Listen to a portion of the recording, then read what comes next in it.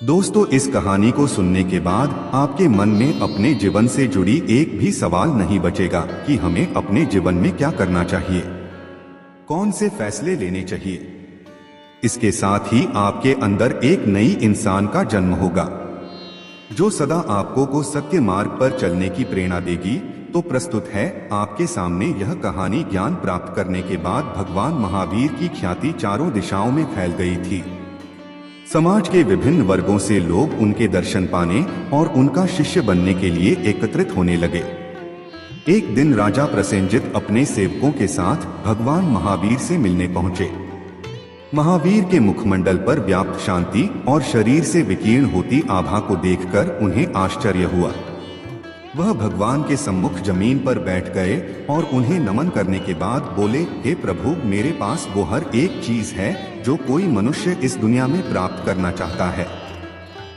दौलत, आदर, प्रेमपूर्ण परिवार, विशाल साम्राज्य, सौंदर्य, हर एक चीज है मेरे पास।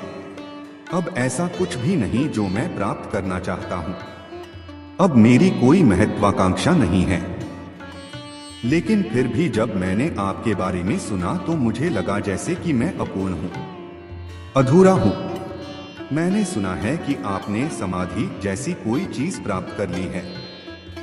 क्या मैं भी इसे प्राप्त कर सकता हूं? मैं इसके लिए कोई भी कीमत चुकाने के लिए तैयार हूं।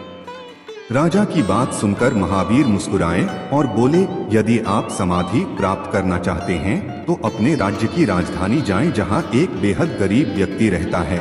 उसने भी समाधि हासिल कर ली है और वह गरीब होने के कारण हो सकता है वो उसे आपको बेचना चाहे।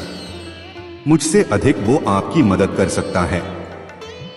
यह जानकर प्रसेनजित प्रसन्न हो गया और महावीर की आज्ञा लेकर उस व्यक्ति की तलाश में निकल पड़ा। जल्द ही उसका काफिला एक टूटी फूटी झोपड़ी के सामने जाकर रुका।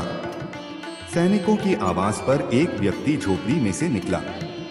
राजा बोले, इन बैलगाड़ियों में अपार धन व हीरे जवाहरात हैं।